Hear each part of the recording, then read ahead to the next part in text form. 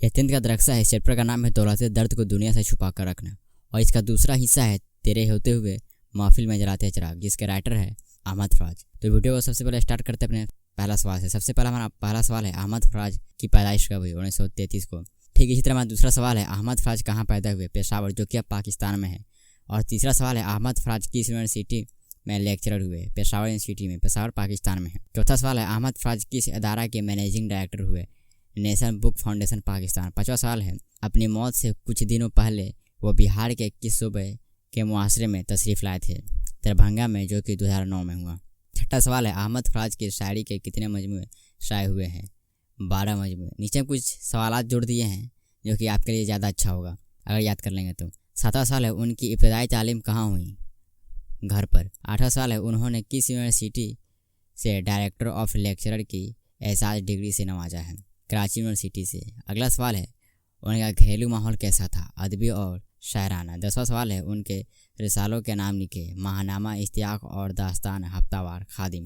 11 number सवाल है उनके कितने मजमूए शाये हुए हैं? नाम लिखे? तन्हा तन्हा, दर्द आशूब, नायाफत, शबे खून, मेरे ख्वाब रेजा रेजा, जाना जाना, बे आवारगी गली कुशों में, नाबीना शहर में आईना, सब आवाज़ मेरी है, पस अंदाज मौसम, ख्वाब गुल परेशान है, गजल बहाना करो। 12वां सवाल है यूनिवर्सिटी उल्लैन ने अहमद फराज के कलाम को किस नाम से 4 जुमलों में शाये किया है? इसका जवाब है 1987 में यूनिवर्सिटी उल्लैन ने अहमद फराज के कलाम को अशाशा के नाम से 4 जिल्दों में शाये किया है। 13वां सवाल है अहमद फराज बुनियादी तौर पर किस मिजाज के शायर थे? रोमानी मिजाज के।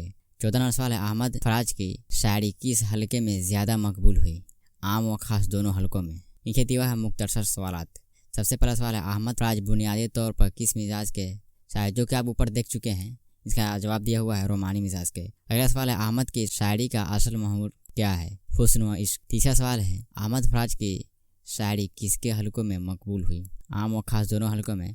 ऐसे सवाल है जो ऊपर दिया हुआ है, और नीचे भी कुछ ऐसे सवाल हैं जो कि आपको पढ़ लेंगे तो आपके लिए ज़्यादा फ़ायदा होगा।